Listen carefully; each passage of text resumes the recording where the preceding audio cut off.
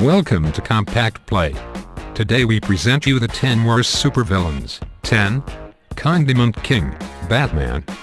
A brilliantly terrible supervillain, Condiment King used mustard and ketchup, amongst others, as his main weapons.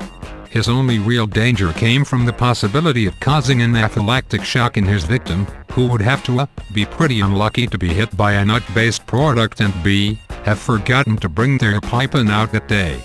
Useful only for his potential as a punning device, frequently guilty of assault, you can catch up with him. Even despite that he just doesn't cut the mustard for us. 9. Matador, Daredevil. A famous Spanish bullfighter who turned to evil after his fans turned against him, the Matador was supposed to be a feared supervillain, but we just don't buy it. We can understand that waving a big red cape around might confuse a bull. But are we really expected to believe that humans would get confused and disoriented simply by a piece of fabric? Well, actually, there's always Mario Balotelli.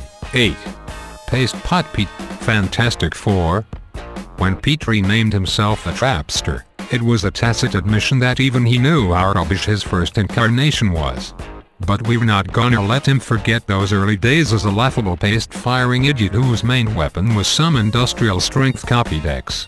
At least he changed his name before he met a sticky end, we suppose. 7. Calendar Man, Batman. An utterly ridiculous supervillain, in the loosest sense of the word. Calendar Man gives the game away a little with his name. He is fixated on dates and coincides his crimes with certain holidays through the year. Of course, this means it's pretty easy to guess when he's going to strike.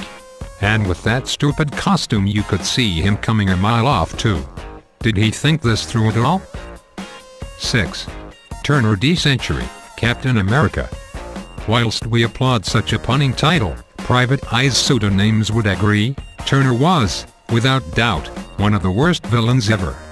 Boasting no inherent superpowers, he was disturbed by the degeneration of manners and social customs, and aimed to return things to the past. Basically a grumpy old man who thought things were better in his day.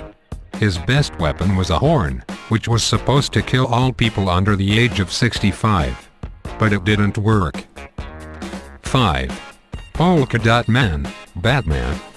Let's face it, there's nothing scary about polka dots, unless you count Timmy Mallet's singing. And, sure enough, Polka Dot Man was a truly lame supervillain, using his dots as weapons to attack the Cape Crusaders.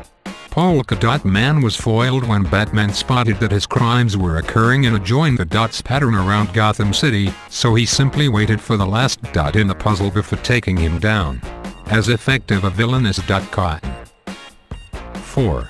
Fisherman, Aquaman. Aquaman was a pretty bad superhero concept in the first place. After all, EU regulations are already in place to protect fish. We don't need a man in green underpants to help. But when Aquaman required a formidable opponent, surely they could have done better than Fisherman? He might have had specialized lures and rods, but then, so does Bob Nudd, and he is definitely not our idea of an evil villain. 3. Crazy Quilt, Batman. Looking like he was getting ready to go to Gatecrasher on a Saturday night, Crazy Quilt is possibly the least conspicuous villain of all time. After an accident to his eyes, his vision is altered so that he can only see blindingly vivid and disorienting colors. So naturally he then designs himself a dayglow suit. Why didn't he just wear black? 2. The Hypno Hustler, Spider-Man. Whoever came up with this baddie was clearly on as many drugs as George Clinton was. The Hypno Hustler, along with his backing singers, the Mercy Killers, utilized the power of disco to hypnotize his fans and then rob them.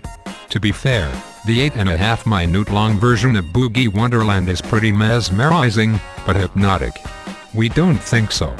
Perhaps he should have played trance instead. 1. Kite Man, Batman.